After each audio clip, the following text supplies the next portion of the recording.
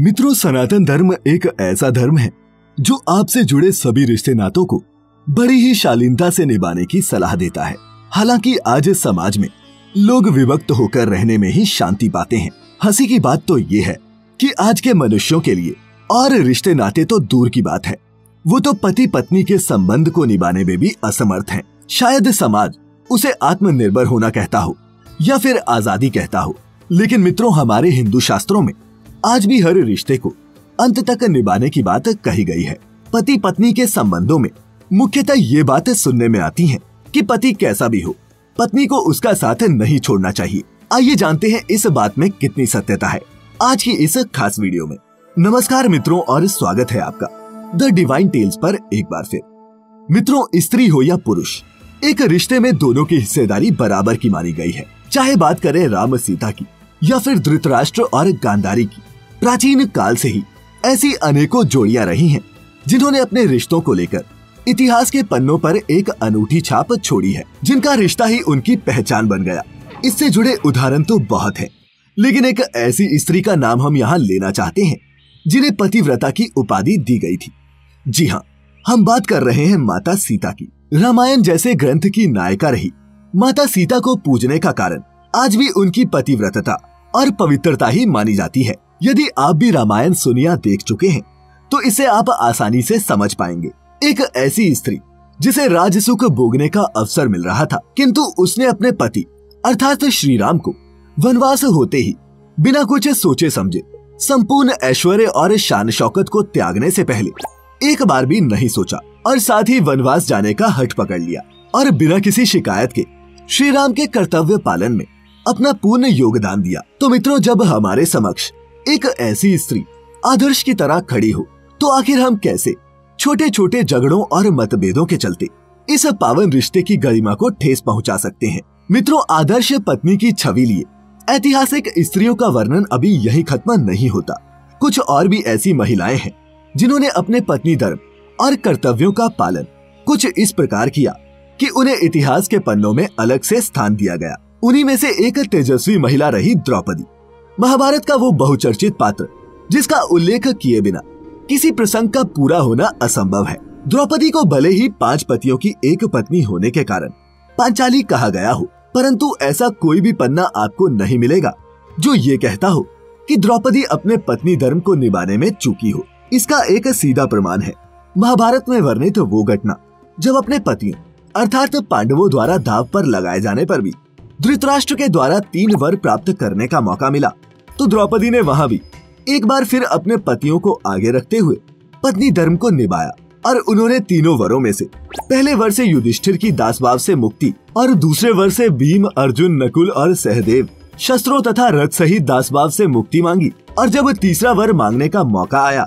जब वो स्वयं अपने लिए कुछ मांग सकती थी, तो वह तैयार ही नहीं हुई, क्योंकि उनका मानना था कि क्षत्रिय स्त्रियां 2 वर मांगने की ही अधिकारिणी होती हैं।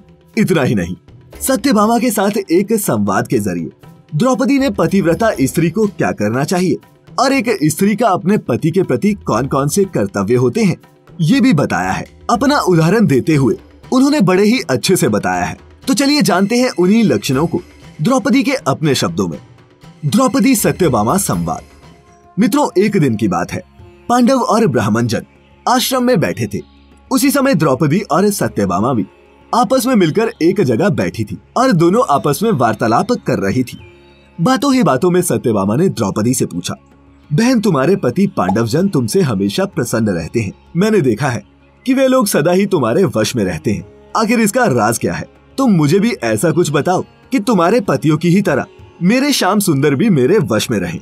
ये सुन द्रौपदी को बड़ा दुख हुआ और जटिल आवाज में उसने सत्यभामा से कहा, हे सत्यभामा, ये तुम मुझसे कैसी दुराचारिणी स्त्रियों की बातें पूछ रही हो?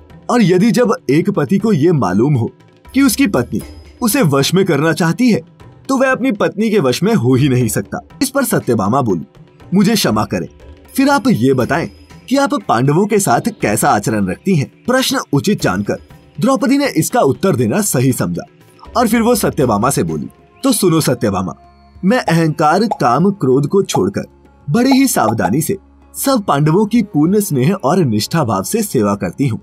जितना संभव हो सके मैं ईर्ष्या से दूर रहती हूँ।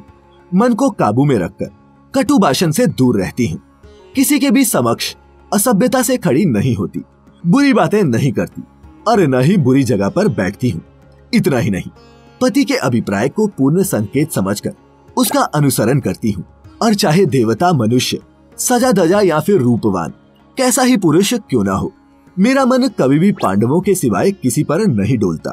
मैं तो उनके स्नान किए बिना स्नान तक नहीं करती, जब तक वो नहीं बैठते स्वयं नहीं बैठती। यही नहीं, जब जब मेरे पति घर आते हैं तो मैं इस बात का सदैव ख्याल रखती हूँ कि घर साफ सुथरा हो, समय पर भोजन कराती हूँ और सदा सावधान रहती हूँ कि कभी भी घर में अनाज की कमी ना हो। और उनकी जानकारी से अलग घर में गुप्त रूप से अनाज हमेशा रखती हूँ। मैं बिना कारणवश बेकार ही दरवाजों के बाहर जाकर यूं ही खड़ी नहीं होती। और सच कहूँ तो पतिदेव के बिना कहीं भी अकेले रहना मुझे पसंद ही नहीं। साथ ही सास ने मुझे जो धर्म बताए हैं, मैं उन सभी धर्मों का पालन करती हूँ, सदा धर्म की शरण में रहती हूँ। द्रौपदी की ये बातें सुनकर सत्यभामा कृतार्थ हो गई। मित्रों, ऐसी ही और भी प्रतिभावान और पतिव्रता स्त्रियां बहुत हुई हैं, जिनके उदाहरण देने लगे तो काफी समय लग जाएगा, लेकिन उम्मीद करते हैं कि इन प्रसंगों से आप शायद ये समझ गए होंगे कि एक पत्नी को अपने पति के साथ कैसा व्यवहार करना चाहिए। मित्रों, ऐसा भी नहीं है कि हमारे धर्म ग्रंथ पत्नियों को त्याग का बताकर पतियों को अपनी पत्नी के साथ कैसा भी व्यवहार करने की अनुमति दे रहे हैं, क्योंकि पति पत्नी के रिश्ते में दोनों को ही एक दूसरे की प्रतिष्ठा का सम्मान करना होता है। और यदि आपको वो मान सम्मान मिल रहा है तो उसका गलत फायदा नहीं उठाना चाहिए। ये तो आपने सुना ही होगा, जहाँ सुमति तहाँ संपत्ति नाना, जहाँ कुमति वहाँ विपत्ति निदाना। गोस्वामी तुलसीदास की रामचरितमानस में दी गई ये सूक्ति आपको बताती है कि जहाँ और जिस व्यक्ति के भी हृदय और समस्त क्रिया व्यापारों में सुमति अर्थात सुबुद्धि का निवास होता है, वहीं पर सभी तरह के सुख और संपत्ति आती है। इसके विपरीत जहाँ या जिस व्यक्ति के हृदय में क्रिया व्यापारों में कुमति अर्थात कुबुद्धि का निवास होता है, वहाँ अनेक प्रकार के दुख और विपत्तियां डेरा डाले रहती हैं। कुछ शब्दों में कहें तो आपको अपने रिश्ते संभालने के लिए सुमति का उपयोग करना चाहिए। तो मित्रों, उम्मीद करते हैं कि आपको हमारी आज की इस वीडियो के पीछे का सही उद्देश्य समझ आ गया होगा। और आपको हमारी आज की ये वीडियो कैसी लगी, नीचे कमेंट करके अवश्य बताएं। ऐसे ही और भी आध्यात्मिक और धार्मिक वीडियोस के लिए सब्सक्राइब करें हमारे YouTube channel the divine tales को और लाइक करें हमारा Facebook page the divine tales Hindi. आज के लिए फिलहाल इतना ही। अब इजाजत दें। आपका बहुत बहुत शुक्रिया।